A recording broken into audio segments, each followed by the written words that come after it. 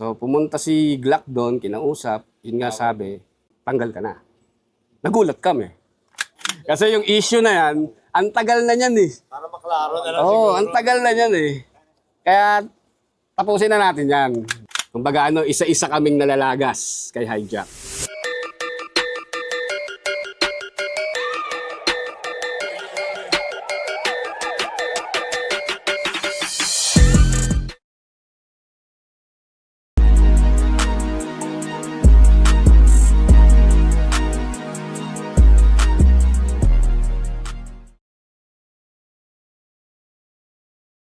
Yo, ako nga pala si Edward, aka G-Ward Fidelis ng Motags Philippines Renegade Soldiers and Carjack Arrest. Ano yung kwento mo nung wala pang social media? Mahirap. Mahirap ang kwento ng mga hip-hop nung wala pang social media kasi talagang susuyurin mo yung buong Maynila, probinsya, Cavite. Yan yung mga nagpupunta kami na mag-show, kailangan mo mag-commute. Pupunta kayo sa mga lugar na talagang ghetto, katulad sa Tondo. Yan, nag-show kami dati dyan. Way back 2000. Naka-hijack kami noon. Before noon, naka-hijack kami. Tapos, pero yung pinag-umpisahan namin is kay Master Shock talaga.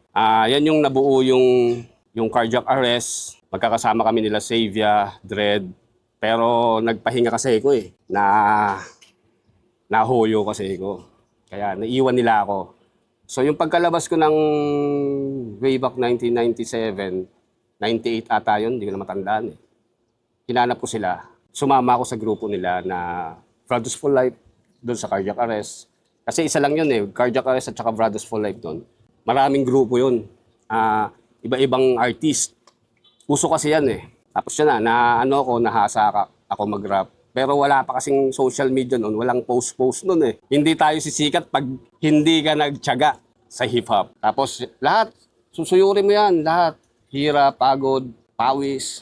Tapos simula nung nawala na kami kay Topet, kasi nag-abroad nga si Master Shock, ayan na, pumasok na yung Renegade Soldiers, binuo namin. Yun na yung way back 2000 o 2019. Nabuo yung Renegade Soldiers under ni Hijack. Kasama pa namin mga Malati Trus noon, si Glock 9. Kasama namin sa mga shows. Pero, napasok pa pala kami ng Viva Neo Records. Nag-release kami ng album doon sa Viva Neo. Doon na kami nag-start na talagang nag-hook up kami ng mga shows kasi inaano na kami ng under ng Viva Records eh. May nagmamarket. Oo, may nagmamarker na eh. Kaya sunod-sunod na yung namin noon. Ayun na yung mga show, kabilaan yung mga shows. May plant act pa nga dyan, kay Regine Velasquez. Nakapag-front na kayo doon? Oo, kay Regine Velasquez. Yung doon, sa Alabang ata yun, sa Alabang. Alam ko sa Alabang yun. Anong year yun? 2000 or 2001. Ano yung naging way para mapunta kayo dun sa Viva ni Kay Hijack. dahil kay Hijack? Actually kay Hijack. Yung death threat pa siya noon.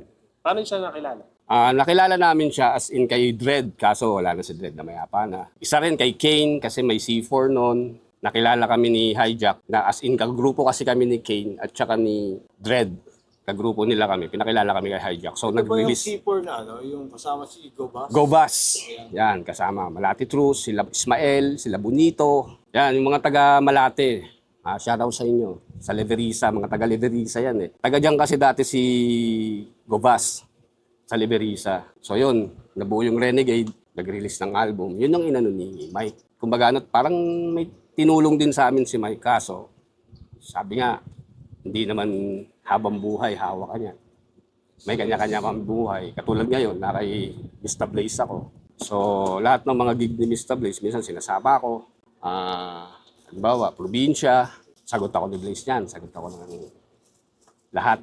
Siya rin ang nag-ano sa akin na mapunta ako ng Flip Music. Naglabas ako ng single album na Sumama Ka at saka ng Kaibigan. Flip Music. Flip Music, ito ba yung kay Bojam? Kay Bojam, yan. Yung kay Bojam, nag-first album ako sa Flip Music, yung Sumama Ka. Okay naman. Hanggang sa tumagal, napunta ako ng Motags. Lahat, si Blaze ang tumulong sa akin.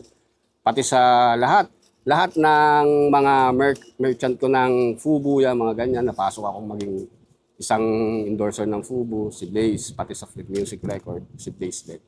Shoutout kay Blaze, Mr. Blaze. Ano yung Saludo. mga na-release niya na kanta doon sa Flip Music sa kay Boy? Yung sumama ka tsaka yung kaibigan, question mark.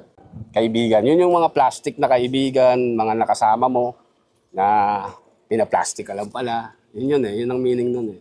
Nasa YouTube yun, tsaka nasa Spotify. Lahat ng platform. Sa part ng pagsasama nyo nila Hijack, ano yung pinaka hindi mo malilimutan na nangyari, guys? Yung sa part ni Hijack kasi, yun yung hindi ko talaga malilimutan, yung isa-isa kaming nawawala eh. Kumbaga isa-isa kaming nalalagas kay Hijack. Sa totoo lang, ayaw na namin kasi magsalita eh. Kung may tinatanong kayong grupo kung sino yung kasama ni Hijack, sa bahay nila kami yun, Renegade Soldiers. Yung natanggal si Glock 9. Okay? Alam nila Glock yan at alam nila Hijack yan. Kami ang mga nakaharap doon, Sly, Kane, Gobas. Hindi ko lang alam kung kasamang Malati Trus. Hindi ko alam. Pero kami yung grupo na yon, yung binabanggit nila. So, ibig sabihin, kuya, kayo yung parang nararamdaman ni Glock 9 na parang Papalit na. pakiramdam niya na ipapalit na bagong... Hindi naman totally ipapalit eh. O mali lang yung Oo, hindi totally ipapalit. Kasi gusto kasi ni Mike dati, tulungan yung mga rapper. Yun yung yun yung time na kay Regine Velasquez ata. yung concert. Yung concert na yon, front act sila. Hindi kumanta si Glock. Hindi kumanta. Hindi ko alam or na late o something. Pero Yung nasa stage. Oo, naka-front act kami noon. Naka-front act rin ng Renegade noon. Kasi may mga poster kami ni Regine Velasquez na binabato eh. So, yung time na yon, yun na, nag-usap-usap sa bahay nila Mike. Ayoko sana magsalita. Sabi ko na eh. So, pumunta si Glock doon, kinausap. Yun nga sabi, tanggal ka na. Nagulat kami. Nagulat kami lahat. Kasi nakaharap doon. Hindi ko lang alam kung kasama Malati Trus. Pero as in, ando doon talaga kami. Kami yung grupo na yun. Ang tinatawag na Apocalypse Armada. Ibig sabihin ko is talagang sinabi ni Hijack din talaga na Tanggal ka na. tanggal ka na kay Glock 9. Ano yun? Wala si Ron noon. Nasa US or Canada. Hindi ko alam. Hindi ko alam. Nasa US or Canada yan. Pasensya na kayo. Nasabi ko na. Gusto kong magsalita eh. Kasi yung issue na yan, ang tagal na niyan eh. Para maklaro na lang Oo, ang tagal na niyan eh. Kaya tapusin na natin yan. So talagang tinanggal talaga si Glock. Tinanggal si Glock. Wala si Ron noon. At saka hindi death threat ang inaano nila noon. May C4, may Domination 2, Hijack Glock 9. May mga ganun eh. May Revelation pa nga eh. Tapos sumunod Renegade. Pero dati, ang inaano nila, laging inaano, Kings of the Underground. Kings of the Underground. Tapos Hijack Glock 9. Si Ron, wala nun si Ron. Shoutout sa'yo, Ron. OG Beware. Nasa Amerika siya nun, nasa Amerika. Totoo yun, nasa Amerika siya. Hindi ko lang alam, Amerika or Canada. Yung dalawang yan. Ibig sabihin niyo ko is walang kaalam-alam si Beware. Walang alam Ganun si na Bill naging na ganun ang nangyayari sa Pilipinas sa death threat. Just for the record. Hindi alam ni Ron yan. Kasi nasa ibang bansa nga siya, malayo siya. Pero ngayon okay na kami nila Aris sila. No? Kasi pag nagkikita-kita naman kami nila Aris, okay na rin. Eh. Nag-release kami ng Hijack 2001 kung alam niyo 'yun. Yun na yung halo-halo, yung mga armada, kasama na 'yon. Hijack 2001. Ando doon yung mga kanta namin na Ingrato, ando doon lahat 'yon. Wag kang umiyak ata 'yon. Basta parang ala Tupac yung ala Tupac yung album na 'yun. Ala Tupac 'yun. Yun na tapos after nun, yun na, nawawala-wala na kami isa-isa. Unti-unti na kami nagkakalasan. Si Rodel lang ang naiwan nun, si Kingpin. Si Kingpin lang ang naiwan kay Hijack. Ako, talagang kusang lumubog ako. Kasi iba na yung pakiramdam ko eh. Wala na si Glock, wala na si Gobas, wala na si Kane. Nawala na sila Kane nun, yung time na yun. Ang naiiwan na lang yung Armada. Which is, yun na lang ang pambato ni Mike noon. Kaso iba-ibang tao na. Iba-ibang tao na. Kasi sa totoo lang, ang Armada noon, may taga Cavite, may taga Camarin, may taga Tondo, may taga Las Piñas, may taga Manila, Malate. Meron, halo-halo ang Armada. Halo-halo noon. Ang dami. Sobrang dami ng ng armada noon. Kaso hindi nga natuloy din yun kasi nga nagka-watak-watak na. Nagkahiwalay-hiwalay. Si Mr. Blaze, nakahiwalay yun si Mr. Blaze. Si Mr. Blaze, yung umuwi dito sa Pilipinas, naging kaibigan niya si Kane. Naging sila. Naging sila. Naging magpartner sila sa Blaze and Kane. Blaze and Kane, yun. Ewan ko kung natatandaan yung Tuesday Troop na tinatawag. Tuesday Troop. Yan, sila Charlie, part yun. Yan, sila Gab. Sila Gab, ang 187, part yan ng Tuesday Troop. Ayun yun, parang umbrella group yung Tuesday Troop na yan eh. Doon na pumasok si Mr. Blaze. Hanggang sa sinuportahan, tapos nasabi sa, may social media na yan eh. Sabi ni Mr. Blaze, kay Kane, bakit hindi natin hawakan si G-Ward? Renegade dyan. Nakilala na dati sa Viva yan. Sabi ni Kane, ikaw, sige, hawakan mo. Hanggang sa nag-set si Blaze, tatawa ka dito eh.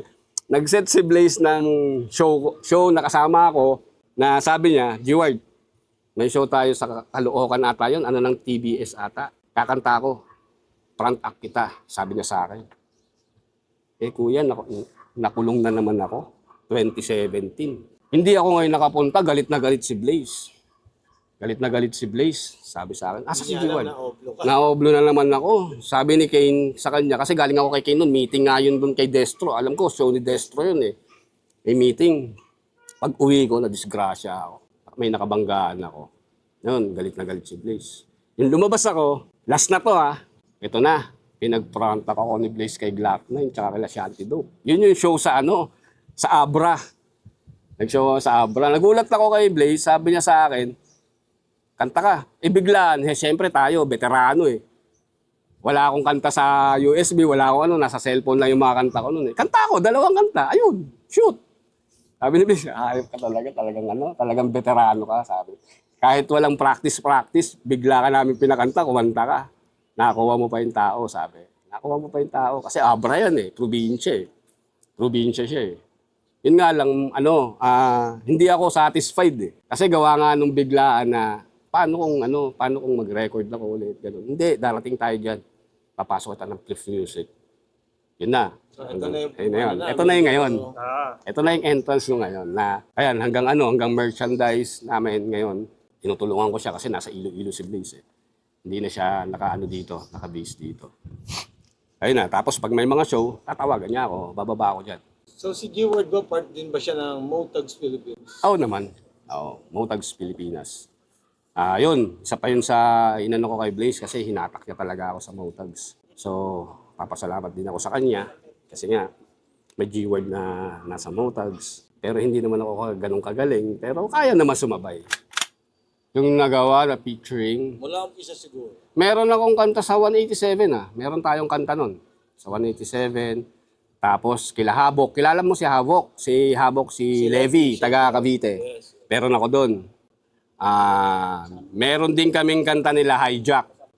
Yun nga yung Hijack 2001. Hindi na nasundan yun. Kasi nga isa-isa na kaming nawawala. Isa-isa na kaming parang... ako naman, hindi talaga ako tinanggal kasi... lumusot ako eh. Parang nagpalamig ako eh. Hindi na ako sumama. As in, G-Ward, pamilyado na ako nun eh. Nag-stay ako sa pamilya ko nun. Sa Renegade, ano yung mga nyo? Kasi parang may nakita ako ng mga cardiac arrest, mga gano'n na albums. Actually, yung Renegade, nagpatuloy pa rin kami as in underground. Nagpatuloy pa rin kami ng...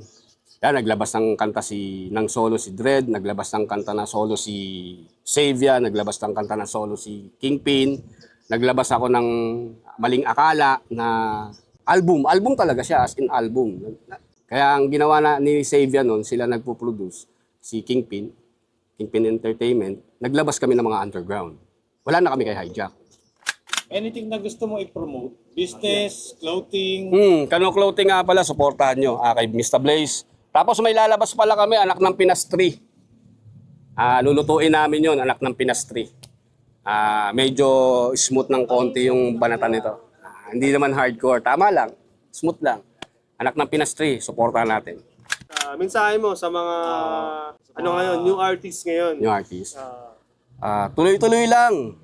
Lahat naman kayo, kaya nyo yan eh. Kasi Kung nakaya nga namin yung mga luma, paano pa kaya yung mga Mas bago? mahirap noon, no? Oo, mas mahirap noon. Eh ngayon may social media. May mga pwede na kayong mag-recording ng sarili nyo. Pwede na kami dati kung saan kami napupunta.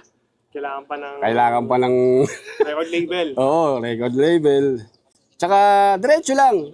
Mapapayo ko lang sa kanila, wag lang lalaki ulo. Kanya-kanyang respetuhan lang. Respect sa bago, respect sa luma. Yun lang. G-Ward. Renegade Soldiers, Motogs, Philippines. Ay.